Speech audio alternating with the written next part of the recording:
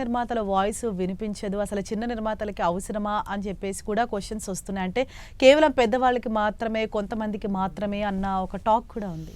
లేదమ్మా, ఛాంబరు పెద్దవాళ్ళకి ఏమొస్తుంది చెప్పండి నాకు. ఇప్పుడు పవన్ కళ్యాణ్ గారు ఒక మాట చెప్పారు, రేట్లు పెంచాలంటే త్రూ ఛాంబర్ ద్వారా రావాలి, నన్ను డైరెక్ట్గా ఎవరు కలవద్దు అని చెప్పారు ఆయన. అది ఆయన చెప్పింది. రేట్లు పెద్ద సినిమా చాలామంది రేట్లు ఎందుకు పెంచాలని కూడా అడుగుతున్నారు.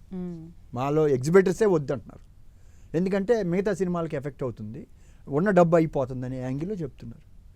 ఆ సినిమా నిజంగా ఇప్పుడు రాజమౌళి గారు లాంటి ఆయన తీసే సినిమా అంత బడ్జెట్ ఉండి స్పాన్ వెళ్ళేటప్పుడు డెఫినెట్గా ఏదో ఒకటి అడగొచ్చు.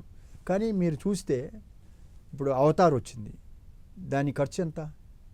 మన దానికి ఒక 5 రెట్లో 10 రెట్లో ఉంటుంది. బట్ వాళ్ళు ఏం రేట్లు పెంచలేదే. డిఫరెంట్ కంట్రీస్లో వెళ్తుంది, డిఫరెంట్ వెన్యూస్ చూసుకుంటున్నారు.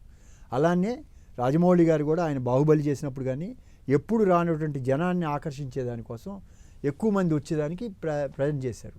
అంతే తప్పితే ఆ సినిమాలకి రేటు పెంచాలంటూ అనేది కరెక్ట్ కాదు. ఈ రేటు అది చాలామంది మెంబర్స్కి కూడా ఉంది, తెలుసు.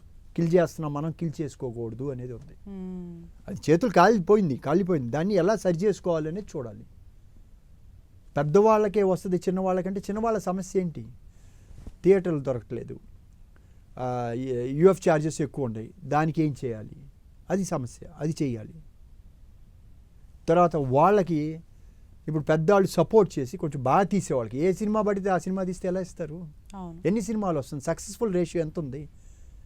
నాట్ ఈవెన్ 3-4% కూడా లేదు. 3-4% కూడా లేదు.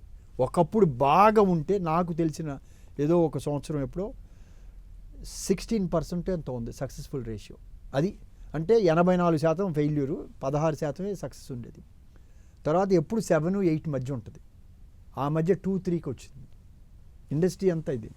సో యూ కెనాట్, నువ్వు సరిగా సినిమా తీయకుండా మనం బ్లేమ్ చేయకూడదు కదా. మాకు ఉపయోగపడటం లేదు అనేది మాత్రం వాళ్ళకి ఏమిటి, వాళ్ళు మీరు అగ్రిమెంట్లు ప్రాపర్గా చేసుకోకుండా లేకపోతే ఇంకోటి చేసుకొని వాళ్ళు, లేకపోతే వాళ్ళకి సినిమా తీసి సబ్స్టాండర్డ్ మూవీయా మీరు తీసుకోవాలి కదా, చూడాలి కదా.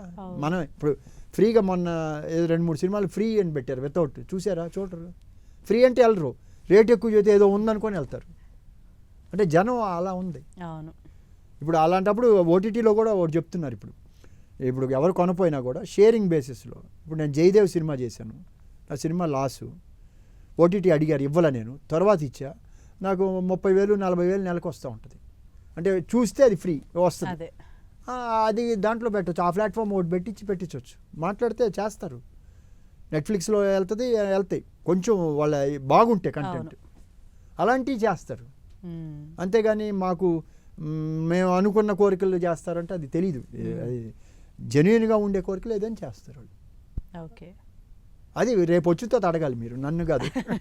రేపు నేను ఇప్పుడు చెప్పానని నేను రెస్పాన్సిబుల్ కాదు కదా.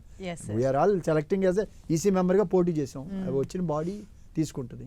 రావాలనే ప్రపోజల్లో ఉంది, మరి చూడాలి. సరే అలాగే